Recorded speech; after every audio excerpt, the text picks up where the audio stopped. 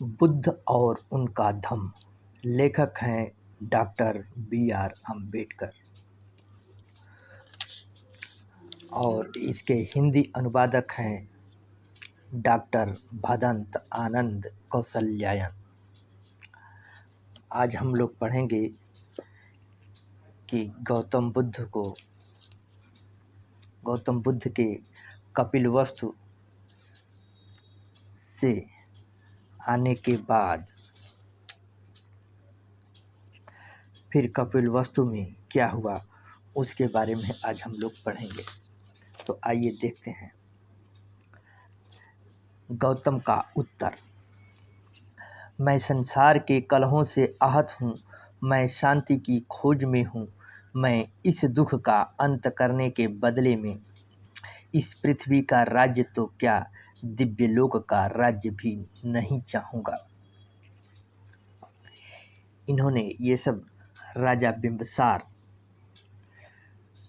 को उत्तर के रूप में कहा है।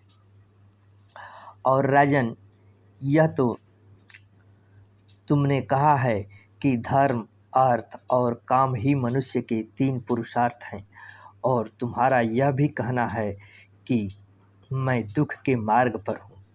तो तुम्हारे तीनों पुरुषार्थ अनित्य हैं और असंतोष कारक हैं।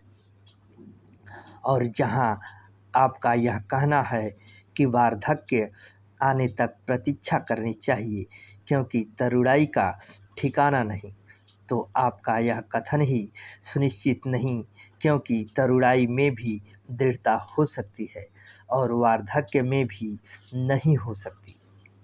और जब मृत्यु किसी भी समय किसी को भी अपने वश में ले सकती है, तो कोई भी शांति का खोजी बुद्धिमान किस प्रकार वार्धक्य की प्रतीक्षा कर सकता है, जब वह यह जानता ही नहीं कि मृत्यु कब आधर दबोचेगी। जब वार्धक्य रूपी शास्त्र हाथ में लिए रोगों के तीर चारों ओर बिखरे मृत्यु प्राणियों को निगल जाने के लिए तैयार खड़ी है, और प्राणी भी उसके मुंह में ऐसे जाते हैं जैसे हिरण जंगल की ओर, तो कोई दीर्घायु की भी क्या कामना कर सकता है। चाहे तरुण हो, चाहे वृद्ध हो और चाहे लड़का हो, हर किसी के लिए यह योग्य है कि वह करुणा के धार्मिक पथ पर अग्रसर हो। और जहाँ तक तुम्हारा यह कहना है कि मैं यज्ञ करने में अप्रमादी बनूं क्योंकि वे मेरे कुल के अनुकूल हैं और महान फलदायी हैं, तो ऐसे यज्ञों को नमस्कार है जिनमें निरीह प्राणियों का वध होता है। किसी भावी फल के लिए किसी भी निरीह प्राणी की हत्या करना किसी भी कारुणिकशील संपन्न मनुष्य को योग्य नहीं, चाहे फिर वह यज्ञ का फल अनंतकालीन ही क्यों न हो। और यदि वह भी न स्वीकार किया जाए कि आत्मसंयम, सदाचार और कामाजित होना भी सद्धर्म का अनुकरण करना है, तो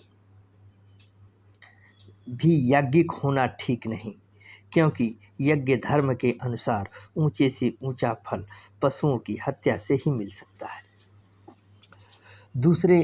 दूसरों को दुख देकर इस जन्म में तो सुख मनुष्य को प्राप्त होता है, वही जब कारुणिक बुद्धिमान मनुष्य के लिए काम्य नहीं, तो फिर किसी अदृश्य दूसरे लोक में जो सुख मिलने की बात कही जाती है, उसके बारे में तो कहना ही क्या। मैं अगले जन्म में मिलने वाले किसी फल की आशा से कोई कर्म करने के लिए प्रेरित नहीं हो सकता। हे राजन, मेरे मन को भावी जन्मों की कल्पना में सुख नहीं मिलता, क्योंकि ऐसे कर्मों की दिशा उसी तरह अनिश्चित और अस्थिर है जैसे बादलों से घिरी वर्षा से प्रताड़ित किसी पौधे की दशा। राजा ने हाथ जोड़कर कहा, बिना बाधा के आपका उद्देश्य सफल हो। जब भी कभी आपका जीवन उद्देश्य पूरा हो जाए तब फिर इधर पधारने की कृपा करना। गौतम को फिर अपने राज्य के में आने के लिए वचनबद्ध कर अपने दरबारियों सहित राजा अपने महल को चला गया। आगे है शांति का समाचार। जब गौतम राजगृह में एक कुटी बनाकर ठहरे हुए थे, उसी समय 5 दूसरे गृहत्यागक भी आ गए और उन्होंने भी उनके पास ही एक कुटी बना ली। इन 5 गृहत्यागकों के नाम थे कौंडिन्य, अश्वजीत, वाष्प, महानाम तथा भद्रिक। वे भी गौतम के व्यक्तित्व से प्रभावित हुए और सोचने लगे कि इसकी प्रवृत्ति का क्या कारण रहा होगा। राजा बिंबिसार की भांति ही उन्होंने भी इस विषय में प्रश्न किया। जब उसने उन्हें वह सारी परिस्थिति समझाई जो कि उनके प्रवृत्त होने के कारण बनी थी, उन्होंने कहा, हाँ, हमने यह सुना है, लेकिन क्या तुम जानते हो कि तुम्हारे चले आने के बाद क्या हुआ? सिद्धार्थ का उत्तर था, नहीं। तब उन्होंने उन्हें बताया कि उनके चले आने के बाद कोलियों से युद्ध ठानने का विरोध में शाक्यों में बड़ा आंदोलन छिड़ा। आदमियों, औरतों, लड़कों, लड़कियों ने प्रदर्शन किए और जुलूस निकाले। वे नारा लगा रहे थे कि कोली और शाक्य भाई भाई हैं। भाई का भाई के विरुद्ध शास्त्र उठाना अनुचित है। गौतम के जलावतन हो जाने को याद करो इत्यादि। आंदोलन का यह परिणाम हुआ कि शाक्य संघ को एक सभा बुलाकर पुनः अपने निर्णय पर विचार करना पड़ा। इस समय बहुमत कोलियों से समझौता कर लेने के पक्ष में था। शाक्य संघ ने 5 जनों को अपना दूत चुना और उन्हें यह काम सौंपा गया कि वे कोलियों के साथ संधि वार्ता चलाएं। जब कोलियों को इसका पता लगा, वे बड़े प्रसन्न हुए। उन्होंने भी अपने में से 5 जन चुने जो शाक्यों के दूतों के साथ संधि वार्ता चलाए। दोनों ओर के दूत आपस में मिले और दोनों ने तय किया कि एक अस्थायी पंचायत की नियुक्ति की जाए और रोहिणी के जल को लेकर कभी भी यदि कोई झगड़ा हो तो इस पंचायत के सामने ही रखा जाए और पंचायत का निर्णय मान्य किया जाए। इस प्रकार युद्ध का खतरा सदा के लिए शांत हो गया।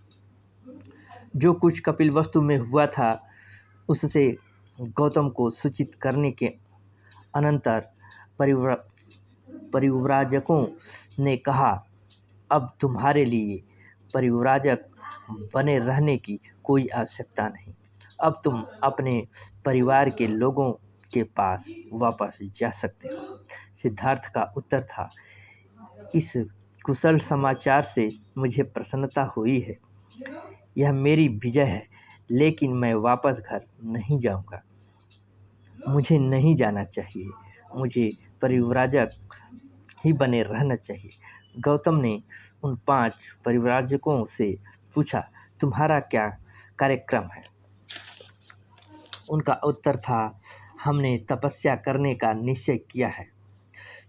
तुम भी क्यों हमारे साथ शामिल नहीं होते? सिद्धार्थ ने कहा, शनै शनै, पहले मुझे दूसरे पथों की परीक्षा करनी है। तब 5 परिव्राजक चले गए। समस्या की नई पृष्ठभूमि।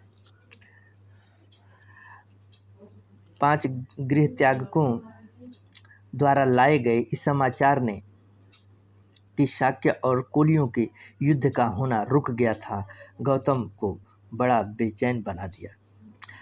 अकेला होने पर वह बड़ी गंभीरता से सोचने लगा कि क्या अब भी परिव्राजक बने रहने का उसके लिए कोई उचित कारण रह गया है? उसने अपने से प्रश्न किया, वह अपने बंधु बांधवों को क्यों छोड़कर आया था? उसने इसलिए गृह त्याग किया था क्योंकि वह युद्ध का विरोधी था। अब जबकि युद्ध समाप्त हो गया है, तब भी क्या मेरे लिए कोई समस्या शेष रह गई है? क्या युद्ध की समाप्ति के साथ साथ मेरी समस्या भी समाप्त हो गई? गहराई से सोचने पर उसे उत्तर मिला, नहीं, युद्ध की समस्या अनिवार्य तौर पर संघर्ष की समस्या है। यह एक बड़ी समस्या का एक अंग मात्र है। यह संघर्ष न केवल जातियों और राजाओं में ही विद्यमान है, यह संघर्ष विद्यमान है क्षत्रियों में, ब्राह्मणों में, गृहस्थों में, माता और पुत्र में, पुत्र और माँ में, पिता और पुत्र में, बहन और भाई में, तथा साथी और साथी में। राष्ट्रों में जो संघर्ष होता है वह तो कभी कभी होता है, लेकिन वर्गों के बीच जो संघर्ष होता है वह अस्थायी है और लगातार जारी है। संसार के कष्टों और दुख के मूल में यह वर्ग संघर्ष ही है। यह सत्य है, मैंने युद्ध के कारण ही गृह त्याग किया था, लेकिन शाक्यों और कोलियों का युद्ध समाप्त हो जाने पर भी मैं घर वापस नहीं लौट सकता। मैं देखता हूँ कि मेरी समस्या ने व्यापक रूप धारण कर लिया है। मुझे उस सामाजिक संघर्ष की समस्या का हल खोज निकालना है। पुराने परंपरागत दर्शनों के पास इस सामाजिक संघर्ष की समस्या का हल है या नहीं, और यदि है तो कहाँ तक?